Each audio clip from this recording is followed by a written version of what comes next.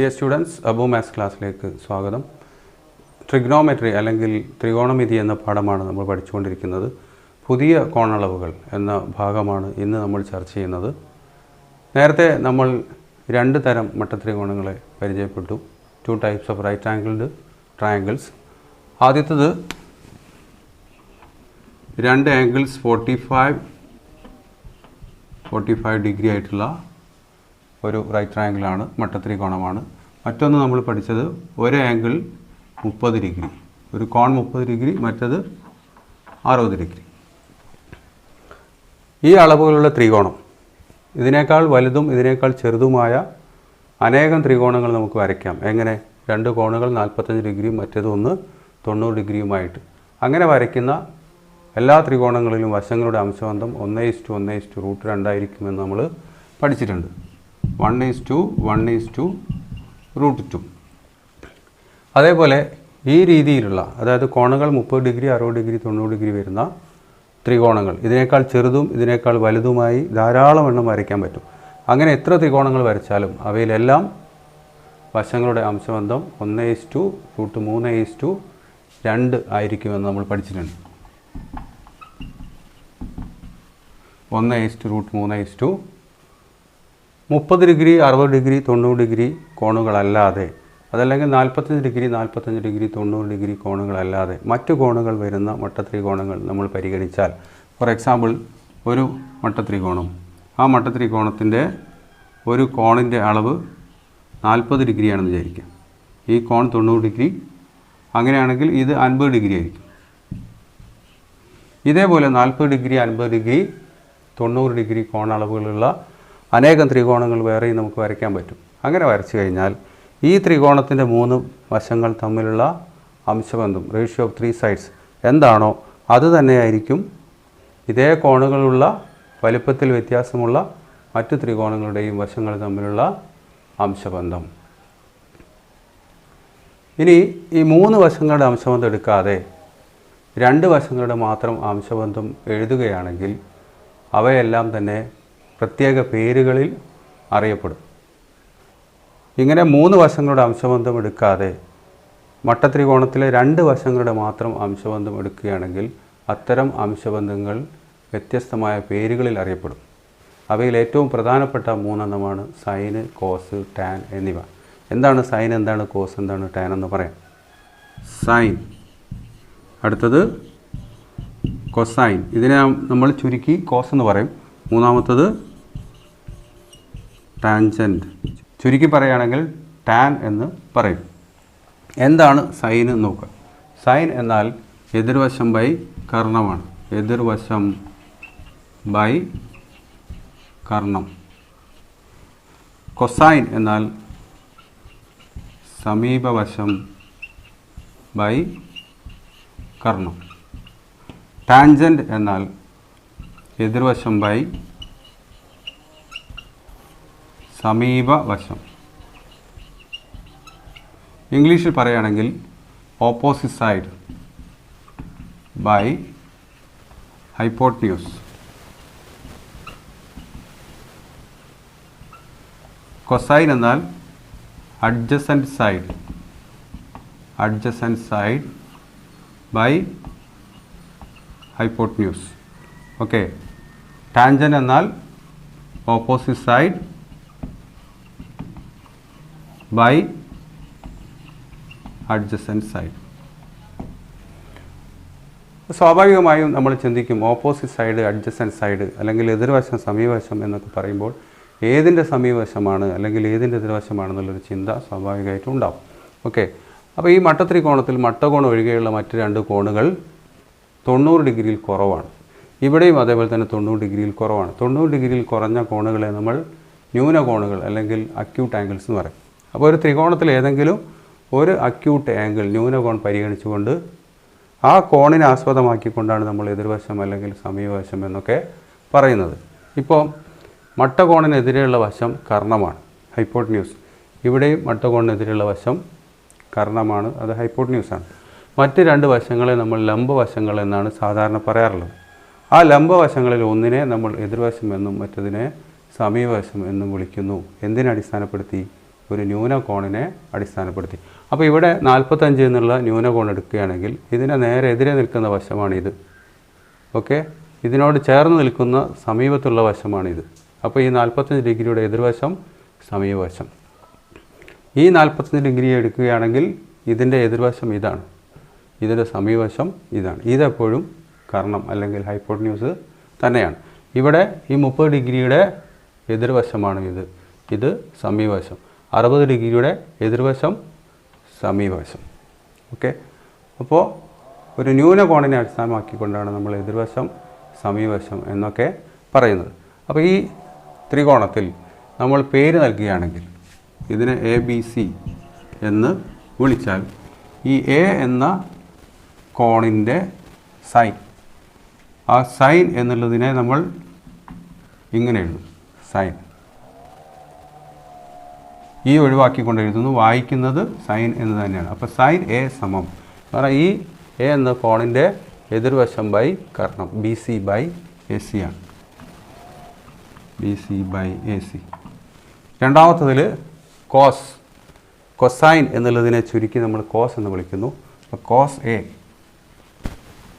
എന്ന കോണിൻ്റെ സമീപവശം ബൈ കർണം, സമീപവശം എന്ന് പറഞ്ഞാൽ AB, കർണം AC, AB by AC.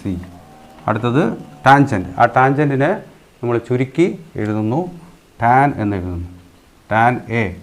Tan A എന്നാൽ A എന്ന കോണിൻ്റെ എതിർവശം ബൈ സമീപവശം BC by AB.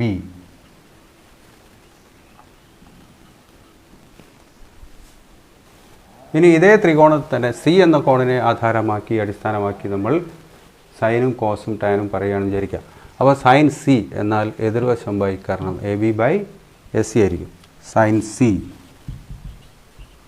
Equal to AB by AC and cos C equal to സിയുടെ സമീപവശം BC കാരണം AC, BC by AC. Tan C equal to ഇതിൻ്റെ എതിർവശം AB, സമീപവശം BC, AB ബൈ BC. ഇങ്ങനെ എഴുതാൻ സാധിക്കും. മറ്റേ ത്രികോണത്തിലും അതേപോലെ തന്നെ വ്യത്യസ്തമായ പേരുകൾ കൊടുത്തുകൊണ്ട് നമുക്ക് ചെയ്യാവുന്നതാണ്. ഇനി ഇവിടെ നോക്കുക, ഇവിടെ AB ബൈ AC എന്നാൽ സൈൻ C ആണ്. ഇവിടെ വന്നാൽ നമുക്ക് AB ബൈ AC കാണാം, അത് കോസ് A ആണ്. അപ്പോൾ കോസ് Aയും സൈൻ Cയും രണ്ടും എന്താണ്, തുല്യമാണ്. അതുപോലെ ഇവിടെ sine A BC by AC, ഇവിടേക്ക് വന്നാൽ BC ബൈ AC എന്നുള്ളത് കോസ് C ആണ്. അപ്പോൾ സൈൻ Aയും കോസ് Cയും തുല്യമാണ്, കോസ് Aയും സൈൻ Cയും തുല്യമാണ് എന്ന് കാണാൻ സാധിക്കും. ഓക്കെ, സൈൻ A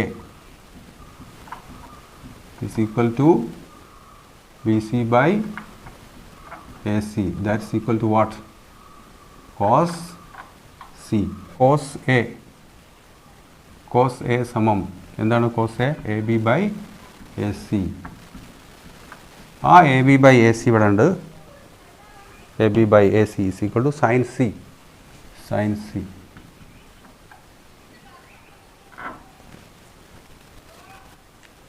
അപ്പോൾ സൈൻ A എന്നതും കോസ് C എന്നതും രണ്ടും തുല്യമാണ്, കോസ് A എന്നതും സൈൻ C എന്നതും രണ്ടും തുല്യമാണ്. ഇങ്ങനെ ആവാനുള്ള കാരണം A എന്ന കോണും C എന്ന കോണും കൂട്ടിയാൽ 90 ഡിഗ്രി കിട്ടും എന്നുള്ളതാണ്. ഇവിടെ നോക്കുക, A C എന്നിവ കൂട്ടിയാൽ 45 + 45 90 ഡിഗ്രി കിട്ടും. അതുപോലെ ഇവിടെ നമ്മൾ PQR എന്ന് പേര് കൊടുത്തു വിചാരിക്കുക, PQR. അങ്ങനെയാണെങ്കിൽ സൈൻ Pയും കോസ് Rഉം ഈക്വൽ ആയിരിക്കും. അതുപോലെ കോസ് Pയും സൈൻ Rഉം ഈക്വൽ ആയിരിക്കും. ബിക്കോസ് 30 + 60 = 90. കൂട്ടിയാൽ 90 കിട്ടുന്ന രണ്ട് കോണുകളിൽ ഒന്നിൻ്റെ സൈൻ വിലയും മറ്റതിൻ്റെ കോസ് വിലയും രണ്ടും തുല്യമായിരിക്കുമെന്ന് നമുക്ക് മനസ്സിലാക്കാൻ പറ്റും. ഇവിടെ നമ്മൾ 45, 45, 90, 30, 60, 90 കോണുകൾ മാത്രമാണ് എടുത്തത്.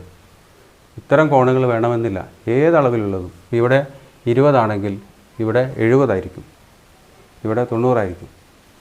അങ്ങനെയുള്ളൊരു മട്ടത്രികോണം എടുത്തു കഴിഞ്ഞാലും 20 എന്ന കോണിൻ്റെ എതിർവശവും കർണവും തമ്മിലുള്ള അംശബന്ധത്തെ നമ്മൾ സൈൻ എന്ന് വിളിക്കുന്നു. സമീപവശവും കർണവും തമ്മിലുള്ള ബന്ധത്തെ കോസ് എന്ന് വിളിക്കുന്നു. എതിർവശവും സമീപവശവും തമ്മിലുള്ള അംശബന്ധത്തെ ടാൻ എന്ന് വിളിക്കുന്നു. ഇനി sine 45 cos 45, sine 30 cos 30, sine 60 cos 60 എന്നിവിടെയെല്ലാം വിലകൾ എത്രയാണ് നമുക്ക് പരിശോധിക്കാം. സൈഡ്സിൻ്റെ റേഷ്യോ അല്ലെങ്കിൽ വശങ്ങളുടെ അംശബന്ധം നേരത്തെ നമ്മൾ പഠിച്ചത് ഇവിടെ എഴുതി വെച്ചിട്ടുണ്ട്. 1:1:√2, 1:√3:2. അത് ഉപയോഗിച്ചുകൊണ്ട് നമുക്ക് കണ്ടെത്താം. ഇവിടെ അംശബന്ധം 1:1:√2 ആകുമ്പോൾ ഓരോ വശത്തിൻ്റെയും നീളത്തെ എന്തുകൊണ്ട് സൂചിപ്പിക്കാൻ നമ്മൾ നേരത്തെ പഠിച്ചിട്ടുണ്ട്. ഇതിൻ്റെ നീളം എക്സ്, ഇതിൻ്റെ നീളം എക്സ്, ഇതിൻ്റെ നീളം √2x ആണ്.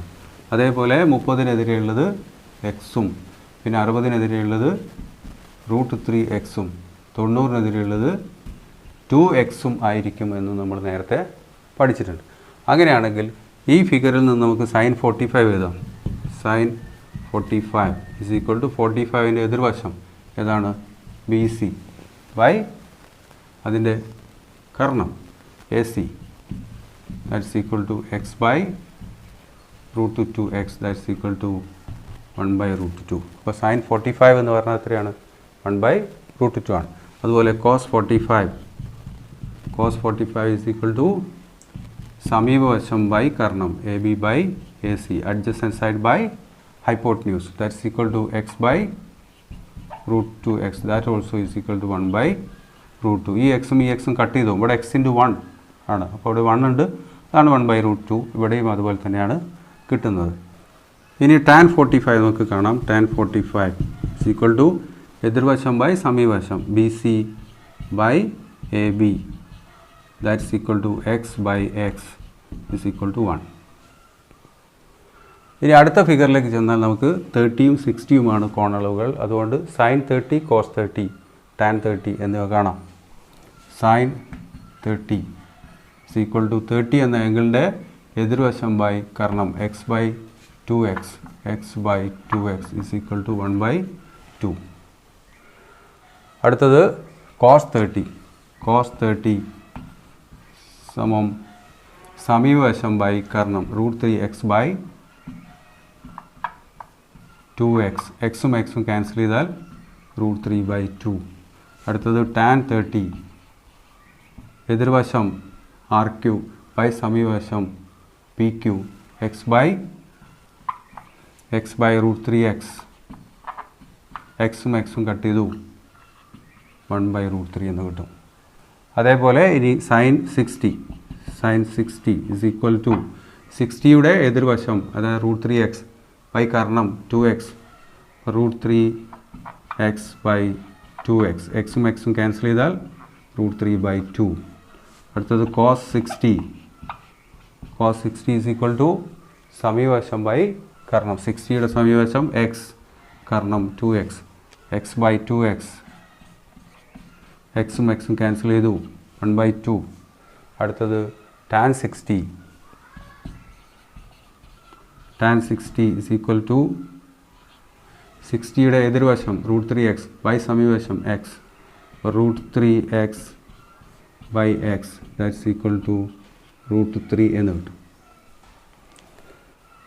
അപ്പോൾ 30 ഡിഗ്രി 60 ഡിഗ്രി 90 ഡിഗ്രി ആയാൽ രണ്ട് വശങ്ങൾ തമ്മിലുള്ള അംശബന്ധം അതായത് സൈന് കോസ് ടാൻ എന്നിവയുടെ വില എന്താണെന്നും 45 90 ഡിഗ്രി കോണുകളാണ് വരുന്നതെങ്കിൽ സൈൻ 45 കോസ് 45 ടാൻ 45 എന്നിവയുടെ വില എന്താണെന്നും നമ്മൾ മനസ്സിലാക്കി. പരീക്ഷയ്ക്ക് ക്വസ്റ്റ്യൻ പേപ്പറിൽ ഈ കോണുകൾ വന്നാൽ 45 ഡിഗ്രി 30 ഡിഗ്രി 60 ഡിഗ്രി കോണുകൾ വന്നാൽ അതിൻ്റെ വില എത്രയാണെന്ന് ക്വസ്റ്റ്യൻ പേപ്പറിൽ തരണമെന്ന് നിർബന്ധമില്ല. തരാതിരിക്കാം. അങ്ങനെ തരുന്നില്ലെങ്കിൽ ഈ വിലകൾ നമ്മൾ ഉപയോഗിക്കേണ്ടിയിരിക്കുന്നു. അതുകൊണ്ട് ഇത്രയും വിലകൾ നമ്മൾ ബൈ ഹാർട്ട് ചെയ്യണം. ഏതെല്ലാം 30 ഡിഗ്രി 45 ഡിഗ്രി 60 ഡിഗ്രി ആംഗിളുകൾ വരുമ്പോഴുള്ള സൈൻ വിലകളും കോസ് വിലകളും ടാൻ വിലകളും നമ്മൾ ബൈ ഹാർട്ട് ചെയ്യണം. അതിനൊരു ടേബിൾ നമുക്ക് പ്രിപ്പയർ ചെയ്യാം. ആ ടേബിൾ നോക്കിയിട്ട് കാര്യങ്ങൾ വളരെ എളുപ്പത്തിൽ നമുക്ക് മനസ്സിലാക്കാൻ സാധിക്കും. ഇവിടെ നമ്മൾ കോണുകൾ എഴുതുന്നു. 30 ഡിഗ്രി 45 ഡിഗ്രി 60 ഡിഗ്രി. ഇവിടെ സൈൻ കോസ് ടാൻ. സൈൻ 30ൻ്റെ വില 1/2, ഇത് 1/√2, ഇത് √3/2. സൈൻ 60ൻ്റെ വിലയും കോസ് 30ൻ്റെ വിലയും തുല്യമാണെന്ന് നമ്മൾ നേരത്തെ പഠിച്ചിട്ടുണ്ട്. അപ്പോൾ ഇവിടെ സൈൻ 60ൻ്റെ വില √3/2, അത് തന്നെ ആയിരിക്കും കോസ് 30ൻ്റെ വില. അപ്പോൾ 30ൻ്റെ താഴെ നമുക്ക് എഴുതാൻ പറ്റുന്നത് √3/2. 45 45 കൂട്ടിയാൽ 90 ഡിഗ്രി കിട്ടുന്നത് കൊണ്ട് ഈ സൈൻ 45ൻ്റെ വില എത്രയാണോ അത് തന്നെ ആയിരിക്കും കോസ് 45ൻ്റെ വില. അപ്പോൾ 1/√2. ഇനി കോസ് 60ൻ്റെ വിലയും സൈൻ 30ൻ്റെ വിലയും തുല്യമായിരിക്കും. സൈൻ 30ൻ്റെ വില 1/2 ആണ്. അപ്പോൾ 1/2. ഇനി ടാനിൻ്റെ വില നമ്മൾ നേരത്തെ എഴുതിയതാണ് 1/√3. മറ്റേത് 1, അടുത്തത് √3. ഇതാണ് വിലകൾ. ശരിക്കും ഈ സൈൻ്റെ വില മാത്രം പഠിച്ചു വെച്ചാൽ ബാക്കിയുള്ളതെല്ലാം നമുക്ക് എഴുതാൻ സാധിക്കും. 1/2, 1/√2, √3/2. ഇവിടെ വരുന്നത് തന്നെ ആയിരിക്കും ഇവിടെ. ഈ വിലയായിരിക്കും ഇവിടെ. ഈ വില തന്നെ ആയിരിക്കും ഇവിടെ വരുന്നത്. പിന്നെ ടാൻ കാണാനുള്ള എളുപ്പമാർഗം ഇതിൻ്റെ അംശവും ഉപയോഗിച്ചുകൊണ്ട് റേഷ്യോ ഉണ്ടാക്കുക. 1/√3. അതേപോലെ ഇതിൻ്റെ അംശവും തമ്മിൽ 1/1. 1/1 = 1. ഇതിൻ്റെ അംശം √3, ഇതിൻ്റെ അംശം 1. √3/1, അതായത് √3. ഇത് ഓർത്ത് വെക്കാനുള്ള മറ്റൊരു എളുപ്പമാർഗം കൂടി ഞാൻ പറയാം. സൈൻ 30 = 1/2. സൈൻ 45 = 1/√2. And sine 60 = √3/2. ഈ 1 എന്നുള്ളത് √1 ആണ്. ഇതിനെ നമുക്ക് √1/2 എന്ന് എഴുതാം. ഈ 1/√2നെ നമുക്ക് √2 × √2 നമ്മുടെ ഛേദത്തിൽ ഗുണിക്കാം. √2നെ √2 കൊണ്ട് ഗുണിക്കാം. അപ്പോൾ മേലെയും എന്ത് ചെയ്യണം? √2 കൊണ്ട് ഗുണിക്കണം. അങ്ങനെ ഗുണിച്ചാൽ 1 × √2 എന്നുള്ളത് √2 ആയി മാറും. താഴെ √2 × √2 എന്നുള്ളത് √2², അതായത് 2 ആയി മാറും. അപ്പോൾ ഇവിടെ ഓർത്ത് വെക്കാനുള്ളൊരു എളുപ്പം √1/2, √2/2, √3/2 അങ്ങനെയും നമുക്ക് ഉപയോഗിക്കാം. അതായത് ഇതേപോലെ റോയും കോളംസും വരച്ചു കഴിഞ്ഞാൽ നമുക്കെന്ത് ചെയ്യാം? വിലകളെ ഈ രീതിയിൽ എഴുതാം.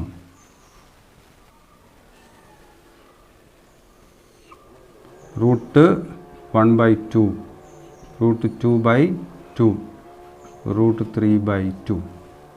ഇവിടേക്ക് എത്തുമ്പോൾ √3/2, ഇവിടെ √2/2, ഇവിടെ √1/2.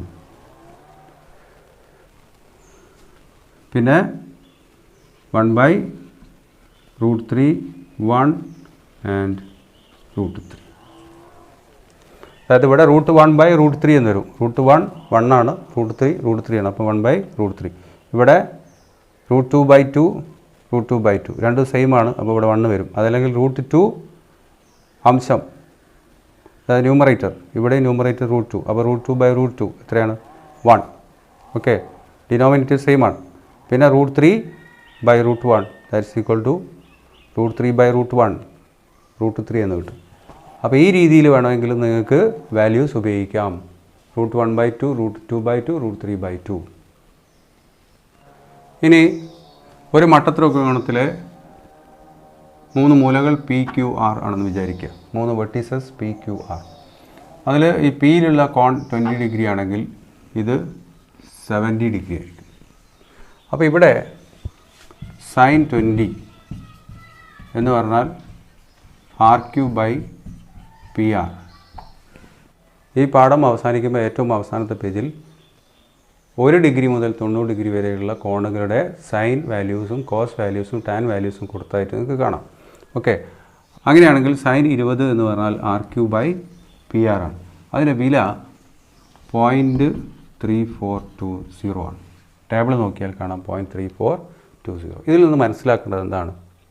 20 ഡിഗ്രി, 70 ഡിഗ്രി, 90 ഡിഗ്രി കോണളവുള്ള ഏത് ത്രികോണമാണെങ്കിലും, ഈ വരച്ച ത്രികോണത്തിനേക്കാൾ ചെറുതാവാം, ഇതിനേക്കാൾ വലുതാവാം, ഏതാണെങ്കിലും ആ 20 ഡിഗ്രിയുടെ സൈൻ വാല്യൂ എടുത്താൽ എപ്പോഴും കിട്ടുന്നത് 0.3420 ആയിരിക്കും.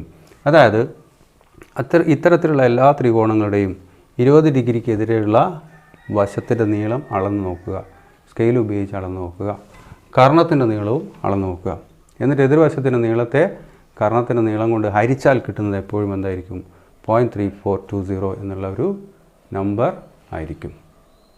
അതേപോലെ തന്നെ മറ്റൊന്നാണെന്ത്? cos 20.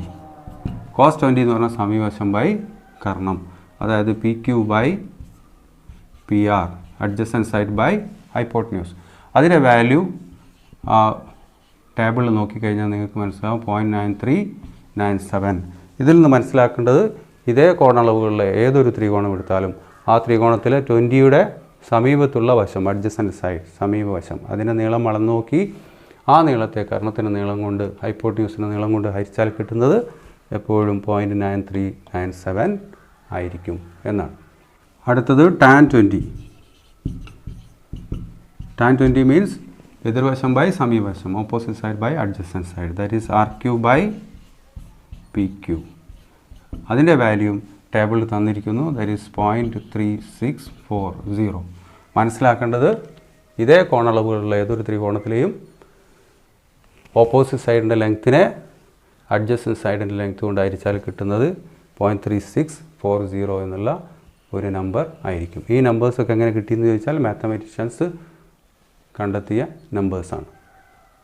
ഈ 3 അംശബന്ധങ്ങളാണ് ഏറ്റവും ബേസിക് ആയിട്ടുള്ള അടിസ്ഥാനപരമായിട്ടുള്ള ത്രികോണമിതി അംശബന്ധങ്ങൾ, basic trigonometric ratios, sine, cos and tan. വേറെയും ത്രികോണമിതി അംശബന്ധങ്ങളുണ്ട്, അത് നിങ്ങൾ ഉയർന്ന ക്ലാസ്സുകളിൽ പഠിക്കും. ഇതിൽ ടാൻ എന്ന് പറയുന്ന റേഷ്യോ അപ്ലൈ ചെയ്തുകൊണ്ടുള്ള കണക്കുകൾ വരുന്നത്, ചോദ്യങ്ങൾ വരുന്നത് ഈ പാഠത്തിൻ്റെ അവസാനത്തിലാണ്. അതിന് മുമ്പുള്ളതെല്ലാം ഏതാണ്? സൈനും കോസും ഉപയോഗിച്ചുകൊണ്ട് എങ്ങനെ ആൻസേഴ്സ് കണ്ടെത്താം, അല്ലെങ്കിൽ ഒരു പ്രശ്നത്തിന് പരിഹാരം കാണാം, അല്ലെങ്കിൽ ഒരു ക്വസ്റ്റ്യൻ എങ്ങനെ സോൾവ് ചെയ്യാമെന്നാണ്. അത്തരത്തിലുള്ള കുറേ ക്വസ്റ്റ്യൻസ് ടെക്സ്റ്റ് ബുക്കിലുള്ള എക്സാമ്പിൾസും അതിനെ തുടർന്ന് വരുന്ന ക്വസ്റ്റ്യൻ ആൻസേഴ്സുമാണ് ഇനി അങ്ങോട്ട് നമ്മൾ ഡിസ്കസ് ചെയ്യാൻ പോകുന്നത്.